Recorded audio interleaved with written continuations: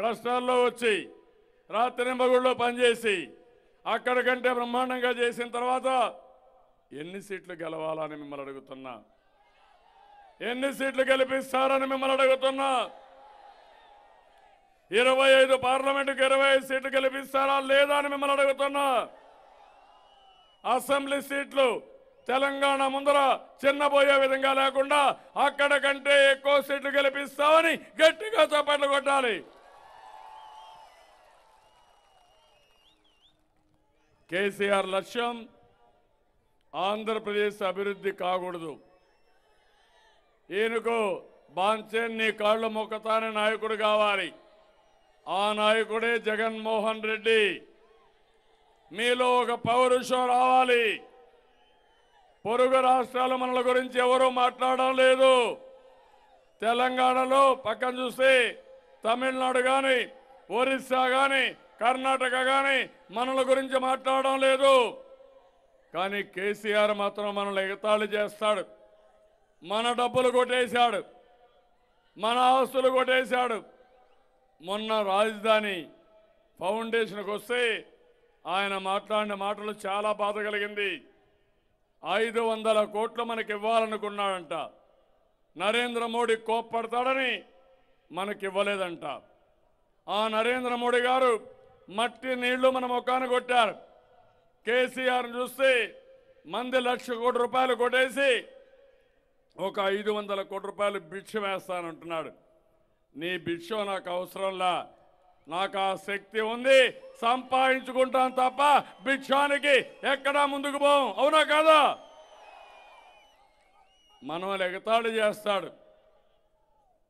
ఈరోజు మీరు చూస్తే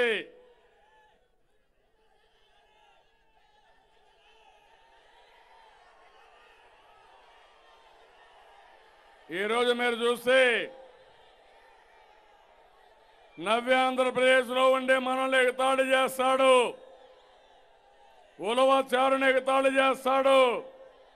ఆంధ్ర వాళ్ళని ఎగతాళి చేసే పరిస్థితికి వచ్చాడు.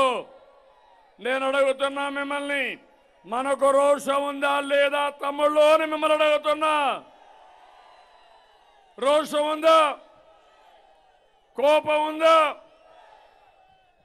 మన వల్ల అవమానం చేస్తే, ఆత్మాభిమానం దెబ్బతీస్తే కబద్దార్ జాగ్రత్తగా ఉండి వదిలిపెట్టే సమస్య లేదని భీమడోలు సభ ద్వారా తెలంగాణ నాయకుల్ని, కేసీఆర్ని హెచ్చరిస్తున్నానని చెప్పి కూడా నేను మీకు తెలియజేస్తున్నా. ఆయనకు ఊడిగం చేయడానికి జగన్మోహన్ రెడ్డి సిద్ధంగా ఉన్నాడు. పైసల కోసరం, పనుల కోసరం, అక్కడ చేసిన తప్పుల్ని కప్పుపుచ్చుకోవడానికి కోసరం ఇష్టానుసారంగా తయారయ్యారు. రాష్ట్ర భవిష్యత్తుని తాకట్టు పెడుతున్నారు. ఈ హక్కు వీళ్ళకు లేదు.